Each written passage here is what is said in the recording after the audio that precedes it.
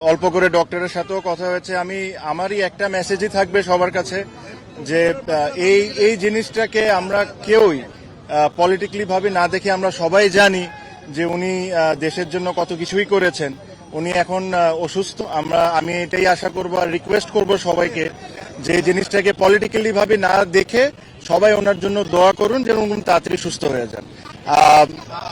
একই কথাই বলেছেন যে দেখেন আমরা সবাই জানি যে ওনার অবস্থাটা যেরকম আমরা চাই সবাই যত দ্রুত ভালো হয়ে যাক, ওই অবস্থায় নাই উনি এখন, বাট স্লাইটলি অথবা ইমপ্রুভ করছেন। আমি নিজেও যখন অসুস্থ হয়েছিলাম ওনার পরিবারের সবাই আমাকে দেখতে এসেছিলেন। আমার যতটুকু কমফর্ট করা সম্ভব ওনার পরিবার থেকে আমাকে ওই সাহায্যটা ওনারা করেছিলেন।